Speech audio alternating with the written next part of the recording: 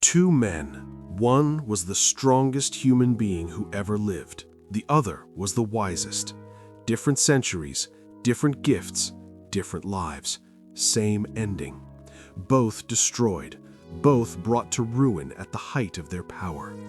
And when you look at what actually killed them, it wasn't an army, it wasn't a rival, it wasn't disease or age or bad luck. It was the same thing, exact same enemy in both cases. And there's a very high chance it's already working on you right now. The first man's name was Samson. History remembers him as a legend, and the records are extraordinary.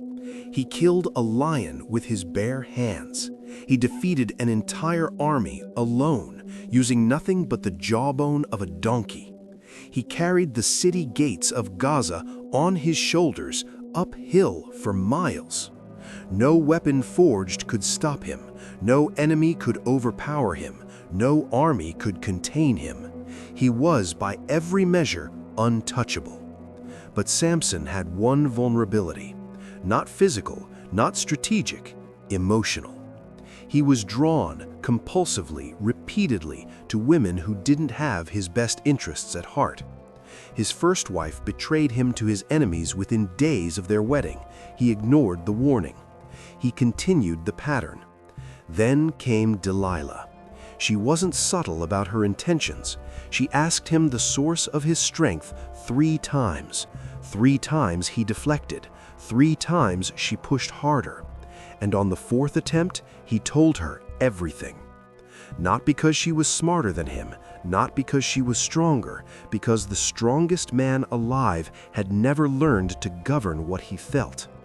He fell asleep in her lap.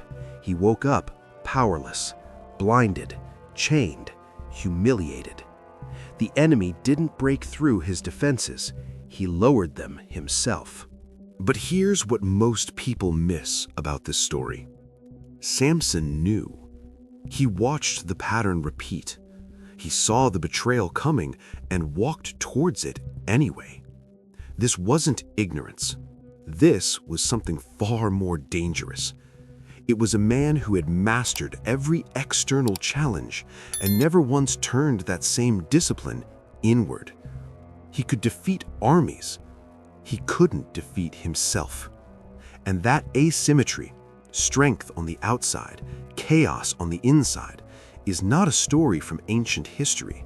It is the story of most high-functioning men alive today. We'll come back to that, but first, the second man. Because what happens next makes this even harder to ignore. The second man's name was Solomon. And where Samson was defined by physical power, Solomon was defined by something rarer, wisdom.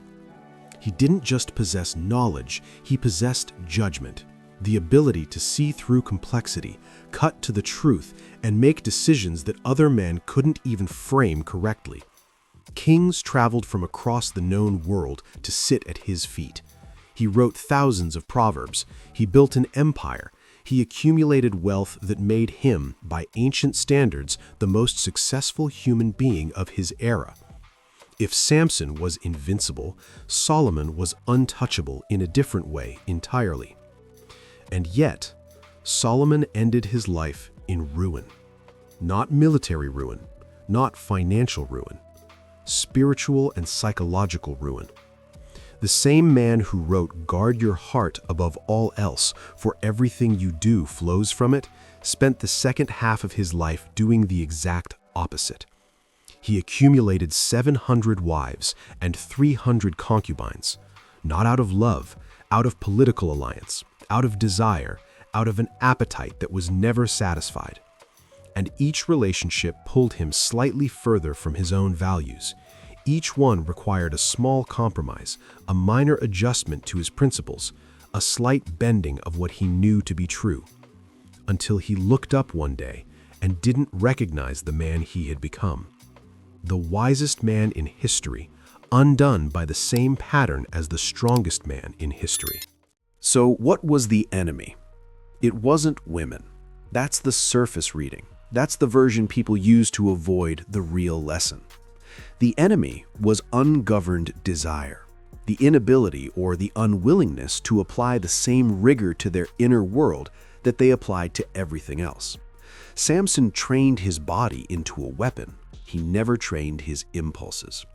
Solomon trained his mind into an instrument of pure reason. He never trained his appetite.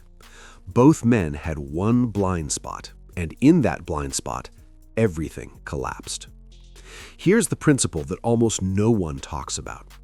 You cannot build an empire externally while running chaos internally and expect the structure to hold. It never holds. Not for Samson, not for Solomon, not for you. Look at the men who have fallen the hardest in your lifetime. Athletes at the peak of their careers, executives who built companies from nothing, leaders who commanded loyalty from thousands. The collapse almost never comes from outside. It comes from the thing they refused to look at, the appetite they told themselves they had under control, the pattern they recognized and chose to ignore.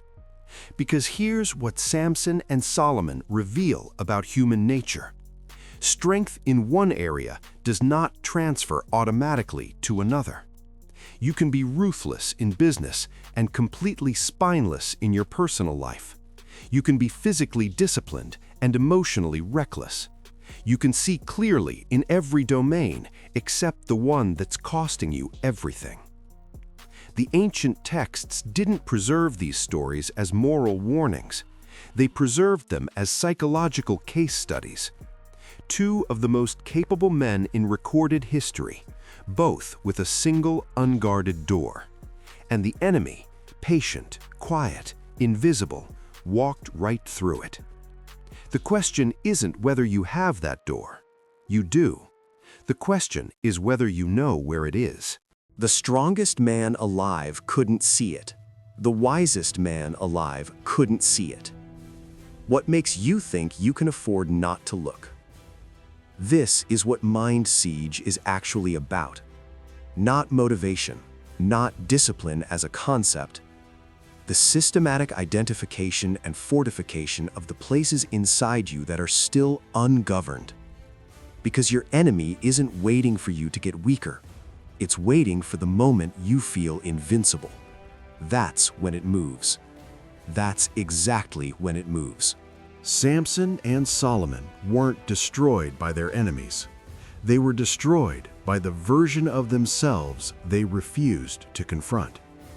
The next video will show you exactly how that blind spot forms and the only method that has ever worked to close it.